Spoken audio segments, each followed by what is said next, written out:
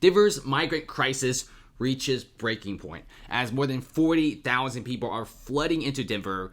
Tent camps are popping up on the sidewalks, shelters are overwhelmed, and people all say the same thing. What's up with these sanctuary cities that go all out for the migrants? But number one, they can't even take care of their own citizens, who many are homeless and poor. And then you take in this many people, but at the same time, your city is pretty tiny. Like Denver, as cool as the city is, it's really not that big, right? 700,000 population. This is a fairly small city. It's almost like a glorified big suburban city with a nice downtown. Denver is already breaking right now. It's already collapsing according to a lot of people because you have 700,000 people, local residents, and all the infrastructure is made for just 700,000 people, not an additional 40,000. In fact, people are still coming in. In Denver right now, their budget is already going downhill. Denver's mayor now predicts the city will have to use 10% of its yearly budget on migrants and needs an additional $100 million to accommodate them. People are saying one thing: why is the government doing this? Why is the city council doing this? They didn't have to do this. They didn't have to take in this many people. I'm sure everyone would have been cool if they just took in 1,000 or 2,000 people, but they took in 40,000 with perhaps maybe 50,000 by the end of this year. And this is so many people for a city this small. If this was like a 10 to 20 million population city, then maybe they could take in 40,000 people. But when your population is less than 800,000 and you want to take in 40,000 people, that is not great. In fact, they are so strapped for land and shelters that they are start evicting many of these migrants. Now migrants are forced to sleep on the streets of Denver. This is what Denver looks like. They literally just pulled a San Francisco. Denver was one of the cities out there which used to be okay, right? Business owners are still pretty happy. It was still a pretty good place, but now all the streets are being flooded with migrants. This is a city, Denver, Colorado, and this is what it looks like. It's pretty sad, right? Look at that. People are literally starving right now because you have an additional 40,000 people in, and your city isn't even made for this. No one in the city was prepared for this many people, but they're like, screw it. We'll just get as many people in here as possible. Despite that, we probably don't even have enough food for some of the migrant kids.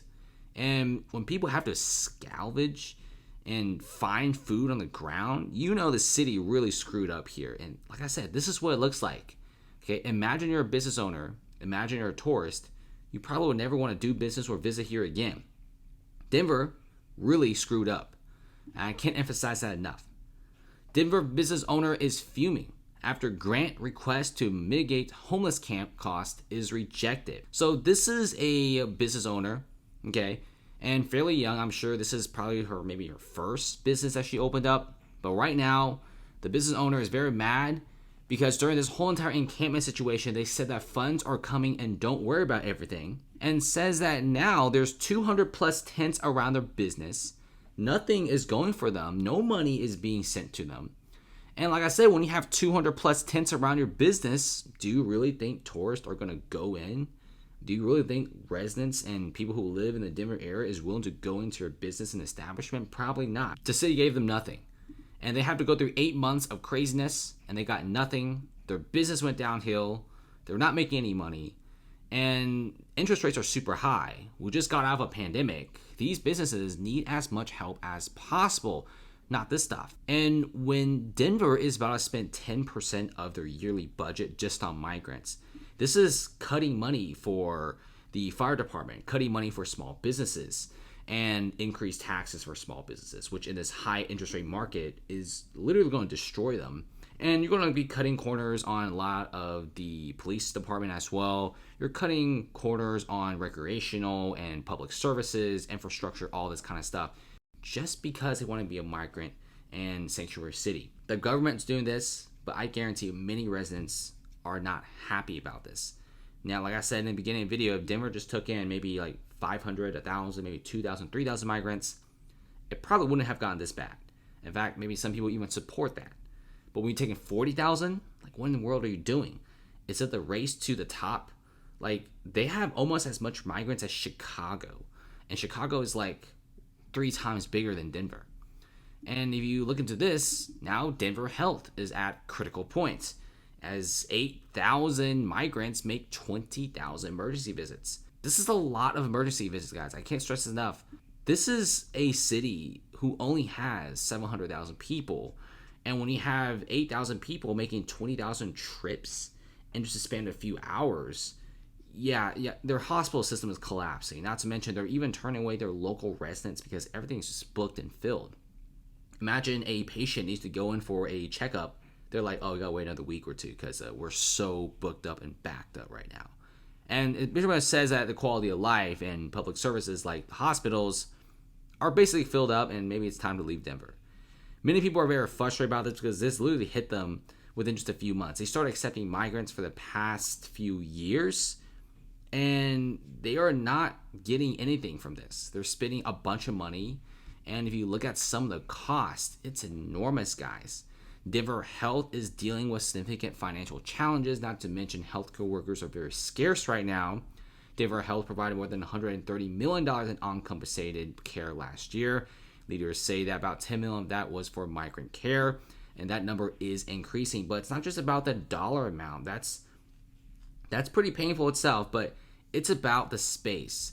You only have a few hospitals, and when it's constantly being booked up, and migrants, they literally traveled hundreds of miles, not in always the best conditions. Many of them are forced to be in buses in close proximity to people for a long time, and that's usually when people get sick. And that's when a lot of people have to go to the emergency room. And they also have a lot of kids. And kids also have their own issues going on. And like I said, when you're always on the bus, when you're always outside, when there's not enough food, when the shelters are always crammed with people, yeah, emergency visits go up. That's just as easy as I'm going to say it. Colorado's illegal immigrant crisis is hitting the suburbs.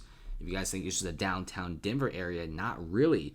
In fact, there's a lot of the suburbs in Denver that are seeing like tents being popped up. And if you guys think that this is just a Denver issue, guys, Chicago is already being stretched so thin in this whole migrant situation. You know what Chicago's doing? The mayor is already asking surrounding suburbs to take in migrants, which many of them are furious about this. They're like, it's your problem. You did this to yourself. You accepted way more people than you calculated, probably 10 times more. And you want us to pay the price too? No. Many of these suburban cities in Chicago are refusing, just like many of the suburban neighborhoods in Denver they're all mad. No one's happy about the situation. And now you have a bunch of evictions. You know what happens now, right? A lot of migrants are now just sleeping under bridges. Denver winters are very cold. These guys are forced to stay here because the city never even made enough shelters to bring in this many people.